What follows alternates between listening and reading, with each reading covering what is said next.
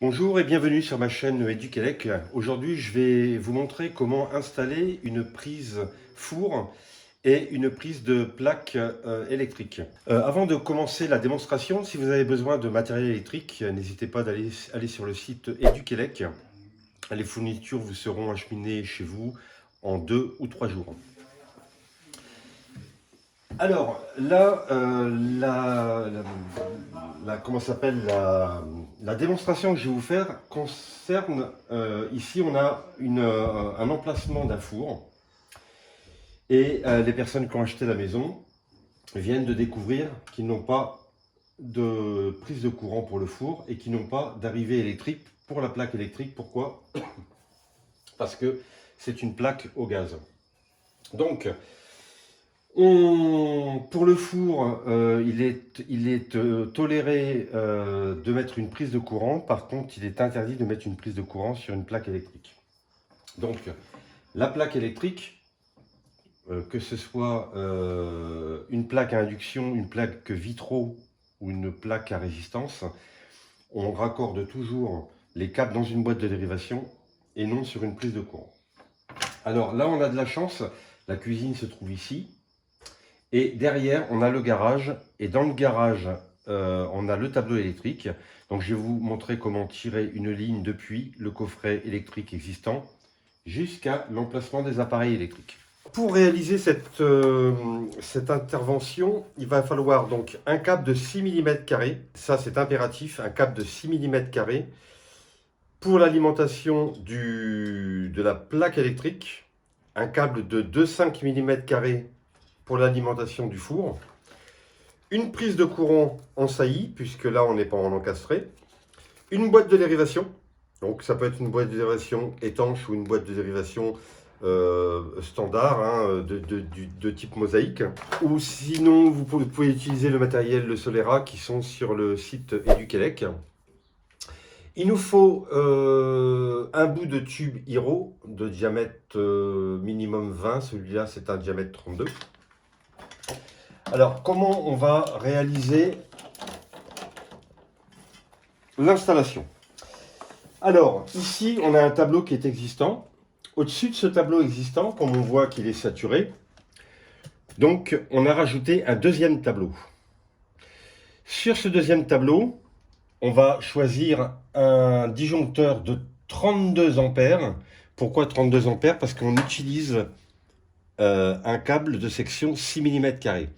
Donc le four, comme je vous ai dit tout à l'heure, 6 mm pour le câble, 32 ampères pour le départ tableau. Donc on va partir donc du tableau électrique et on va voir ensemble comment on fait le cheminement pour arriver dans la cuisine où on était tout à l'heure. Donc j'ai tiré mon câble de 6 mm, hein, donc ça passe dans la GTL. J'arrive ici avec une phase, un neutre et une terre. Donc je dénude le câble. Alors,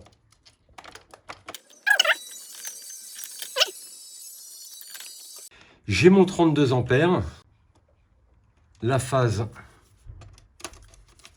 sur la borne de phase. Alors attention, quand vous raccordez un disjoncteur général, enfin pas général, pardon, un disjoncteur divisionnaire, surtout on ne doit pas avoir le brin en cuivre. Il faut bien s'arranger pour que l'isolant arrive à fleur de la borne de serrage.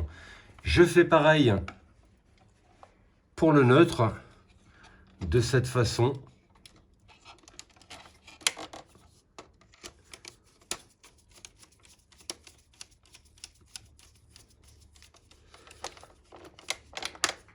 Voilà, alors là, vous voyez, je vous montre quelque chose d'important parce que j'ai tellement vu de tableaux, moi, mal câblés. Hein. On essaye, quand on branche un câble, on essaie de faire quelque chose de propre. On fait une petite courbe, vous voyez, on descend proprement. Là, ici, c'est pareil, hein, on vient ici mettre les câbles superposés, propres. Ici, c'est pareil, on raccorde pas la terre vulgairement. Hein. On essaie de faire une petite courbe propre. Alors, une règle pour la terre, c'est un câble par borne de serrage. On ne met pas deux câbles sur une même borne. Hop, je vais dénuder par contre là un petit peu plus long parce que j'ai un peu de marge. Donc voilà, ici je prends le plot de terre. Hop.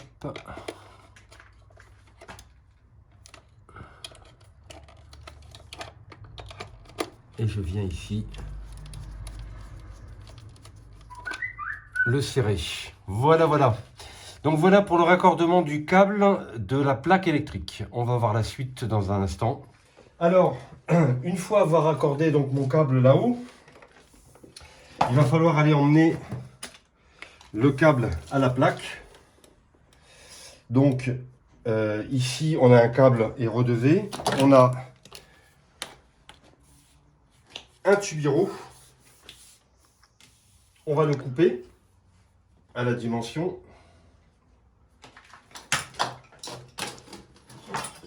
Hop là, voilà.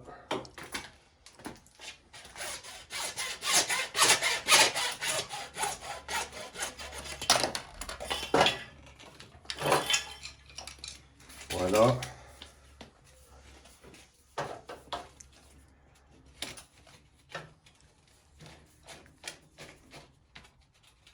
Voilà. On va passer le câble dans le tube.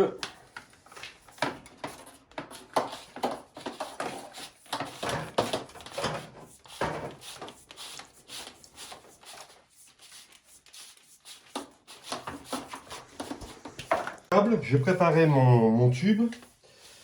Maintenant, il va falloir le fixer. Alors, pour le fixer, moi, je préconise d'utiliser des embases. Hein. C'est des embases à Colson. Donc, on perce à 8. Donc, le diamètre ici est de 8. Ici, on a un passage pour mettre un ruisant. On perce un trou de 8. On enfonce avec un marteau. On passe le ruisant dedans. Et du coup, on peut fixer le tubiro.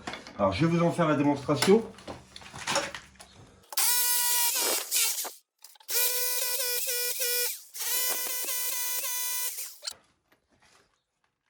On met les fameuses embases.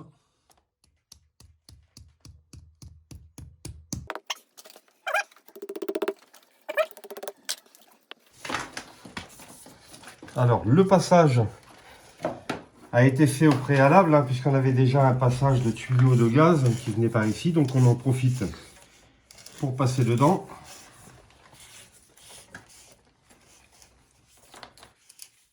Voilà, on fait une petite courbe. Voilà. Ici, on attache le tube avec l'horizon.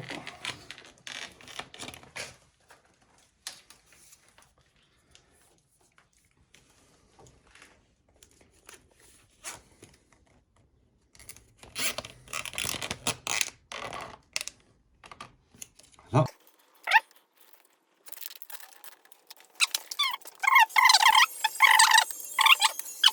Donc on a notre cheminement qui est prêt. Maintenant on va aller raccorder la boîte de dérivation dans la cuisine et ensuite on tirera le câble de four électrique en câble 2 mm 5 carré. Donc j'ai préparé ma boîte de dérivation pour accorder donc la plaque électrique. Donc on retrouve l'alimentation qu'on a tirée tout à l'heure depuis le tableau électrique. On va créer ici le départ suivant le schéma qui va à la plaque électrique. Et à côté, j'ai préparé ma prise four pour tout à l'heure. Donc là, raccordement de la plaque.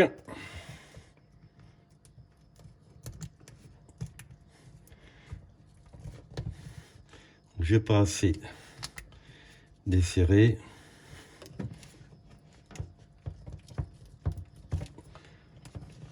Voilà, assurez-vous que tout est bien rentré.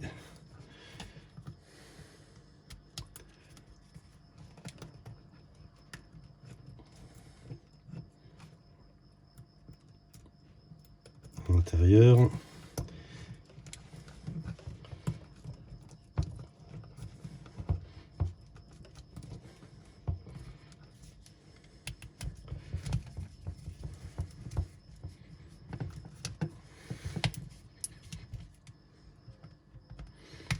Donc voilà, notre domino de neutre.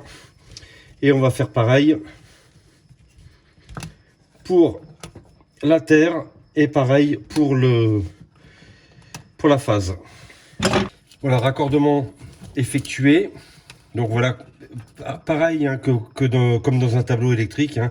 Donc quand on fait des raccordements, on essaie de faire des raccordements propres. Donc là, comme ceci, on a suffisamment de mou si jamais un jour on doit intervenir dans la boîte de dérivation.